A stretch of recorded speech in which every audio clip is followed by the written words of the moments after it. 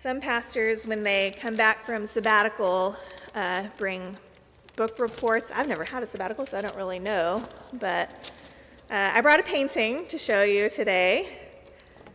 If you want book reports, I can do that, but it's going to be all novels and Greek epic poetry, so. Jonathan said pass. Okay, we're going to see. So this is a pan pastel portrait that I did. I know, right? That I did in France on an art retreat. This is the first kind of big part of my sabbatical. I'm going to see if I can set her here. Because while I am proud that that happened, I want to tell you a little bit more about how she got there. Because when Ivy, our art teacher, brought that out on the second or third day and told us we were going to paint, she brought out a picture of, like a photograph of this person, told us we were going to paint it, I was like, no, we're not. Or I'm not. Am I in the wrong retreat? I do not know how to do that. There's no way. I was preparing myself to just have fun and not care about the outcome, which is good. But I want to show you if we can. I don't know if it's Paul up there. Is that you, Paul? Yes. Okay, so I'm going to show you a few pictures of the process. She didn't just end up like this in one day. So the picture that we were all working on is underneath some tracing paper there. So the first thing we did was kind of trace out the big shapes. And then I think if you can go to the next one. Oh, yeah. Well, I didn't give you as many pictures as I thought I did. But before this one, we traced out the shapes, and then you have to turn that tracing paper over, cover it with some dark pan pastel, put that on your sandpaper, kind of etch it in, and then you can kind of see those lines to be able to trace out the general contours. That's step one. You're basically just trying to get the image on there so that you're not starting from nothing. The second phase is this phase that you're looking at right now, which is what Ivy called the zombie phase. This phase is all about just getting the darks and the lights, seeing which direction the light is coming from. Can we go to the next one? Yeah, so this is Ivy's zombie phase. She actually still looks kind of pretty. My zombie phase didn't look good enough for me to take a picture of, but you don't want to leave her there. But right, this is the same. That's the same girl. That's phase one. We're shading in the shadows. And if we can go to the next one. This is the beginning of the clown phase. After the zombie phase comes the clown. And we're adding in color washes. Blue where there are shadows, reds and yellows. We can go to the next one. Where there is warmth and skin tone. Let's go to the next photo. Oh, sorry.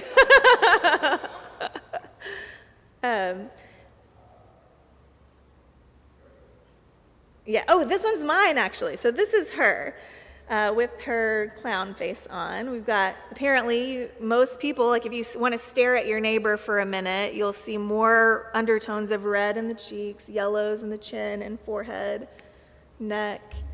I don't recommend just staring at your neighbor, but I mean, unless you're related, then maybe that's okay. Or you just have known each other for a really long time, then yeah, that's good. And of course, it depends on your skin tone and all of that. All right.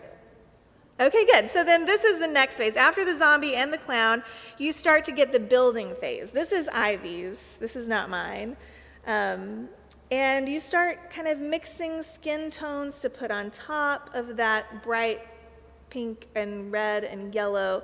So they still kind of glow through. It looks wild when you're in the clown phase, but it does have a purpose. It's gonna light it. It's gonna keep it from being flat. And so now that we have that underpainting down, we start adding the skin tones, the background. You can go to the next one. Yeah, this is mine. The eyes are still very creepy, but did you know the whites of your eyes are not actually white, so you have to like kind of gray them in first. So we can go to the next one and see how, oh, there's her eyes. She can come to life a little bit more. This is still the building phase. I think there might be one more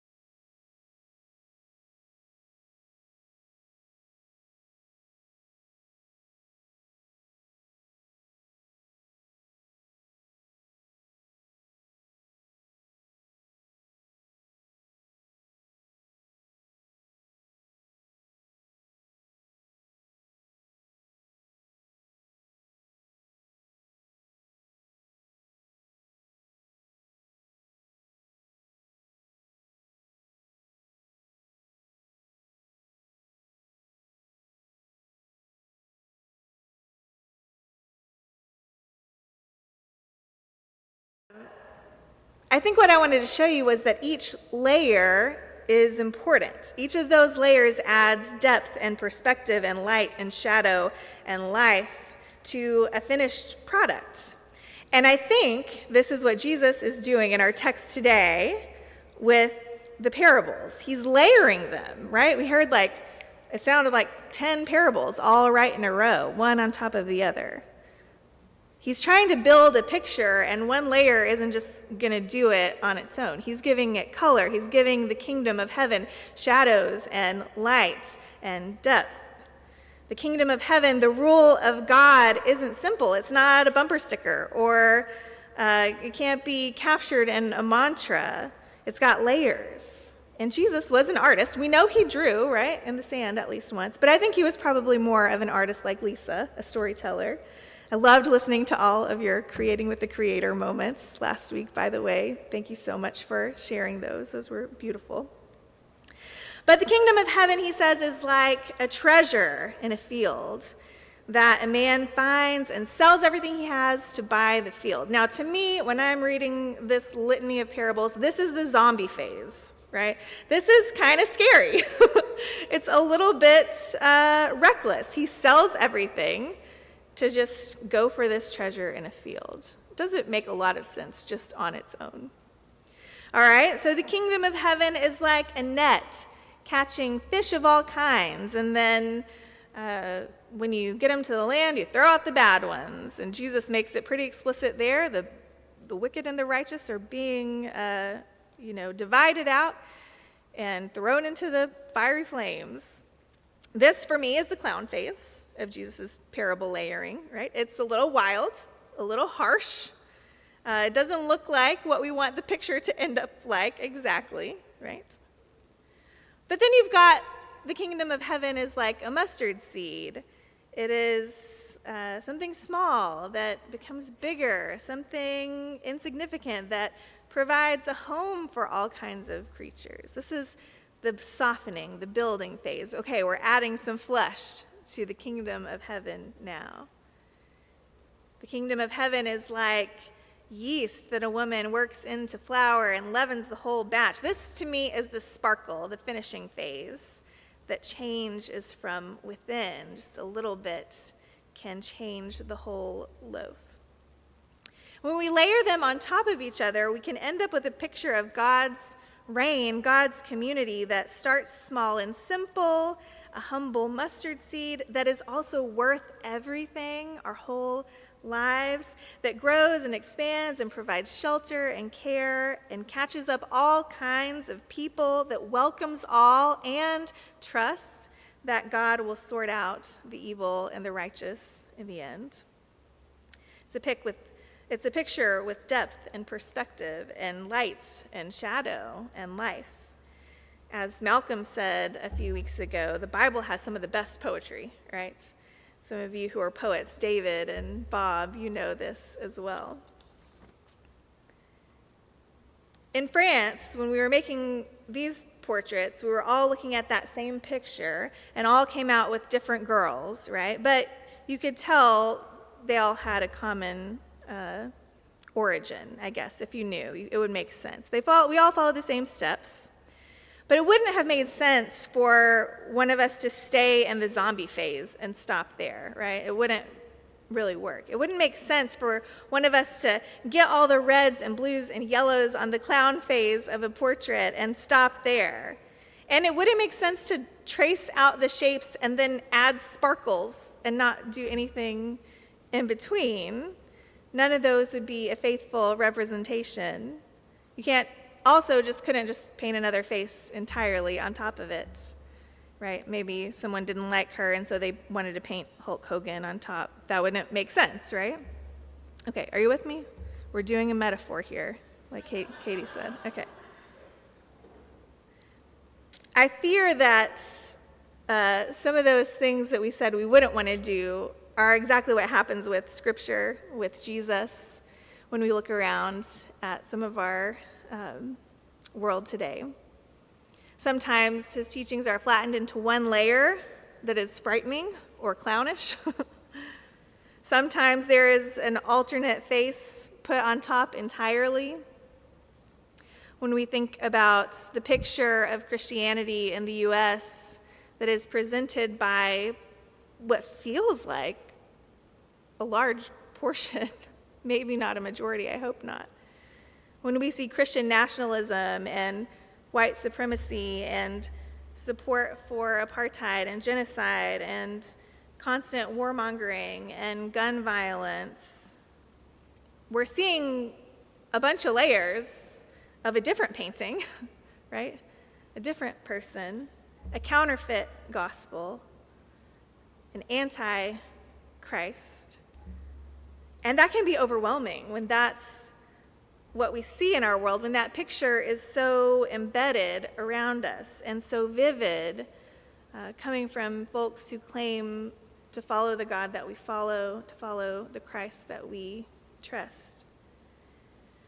So how do we paint the kingdom of heaven that Jesus talks about, that he paints with his words? How do we make that real in the world when we're surrounded by this other painting?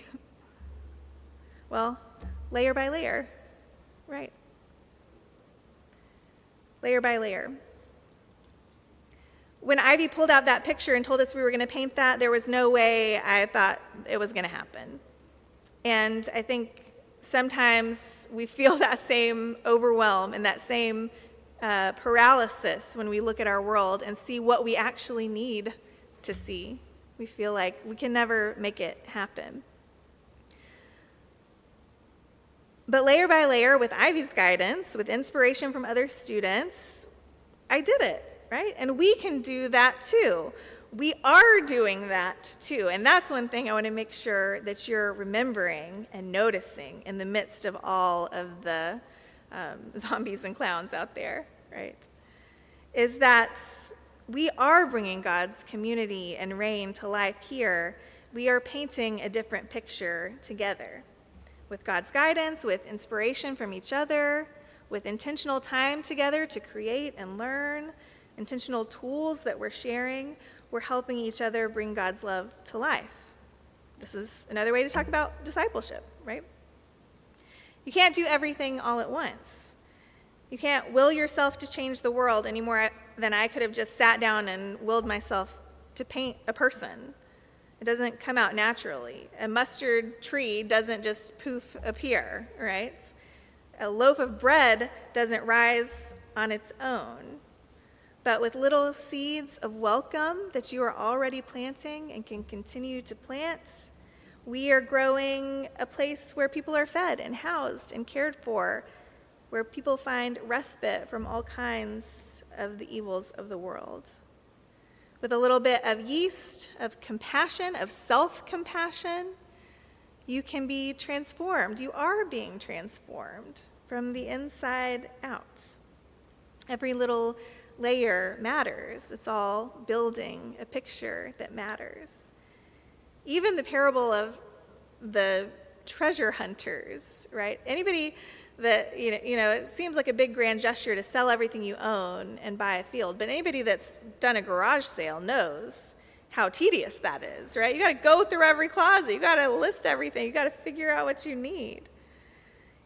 I think layer by layer, our lives become given to the kingdom, not because we've done it in one grand sweep, but because our orientation changes toward God's love in every aspect of our lives, in our prayer, in our voice, in our actions, in our vote, in our caring for our neighbors, in our giving to each other. Layer by layer, bit by bit, the kingdom of heaven comes to life in us. If you are feeling a little bit gaunt, like the picture that you're telling is in the zombie phase, or a little bit harsh, like you're in the clown phase, that's okay. You're just not done yet. Keep layering, keep going. All of the things, all of the phases of our lives are important to tell this bigger story, the kingdom of heaven coming to life in us, and the kingdom of heaven coming to life in us as a community. Because the good news is that no matter what layer you're on with your own spiritual life, you don't have to paint God's world alone. We're in this together. And what we're doing here together at church, the reason we have this place and this time together is more like the mural that you all worked on together a couple weeks ago than just a solo painting, right? Anna facilitated that beautiful mural. She gave guidance. You got inspiration from your own hearts and creativity and from each other. And you all brought something simple and unique to contribute. You made something beautiful and unexpected, something that no artist could have planned exactly, even if they tried. And that's what we're doing here. When you show up and you teach kids Sunday school, or you make music, or you serve food, or you welcome guests, or you visit the sick, or you organize a protest, or you grow a garden, those simple things create a beautiful picture that's bigger than anyone can do on their own. A beautiful picture of God's love. And it all comes together in a way that we can't quite predict. That's the exciting thing, too. Some things we can't quite plan for. But we come together to paint a picture with beauty and depth and honesty, with love and with the Spirit. So, beloveds, God is transforming us. Don't be paralyzed by the pictures you see outside. Don't be stopped by the magnitude of the task of bringing God's kingdom into the world. God is already transforming us. God is transforming the world too, bit by bit and layer by layer. And those layers don't usually make the news, not usually anyway. But we can see, we can come back, we can know when we look at each other, when we come here, when we see our work together, we can see that work made real. May we keep adding our parts to the mural of God's love and community. And may we trust that what we bring is enough, because what you bring is enough, beloveds. Amen.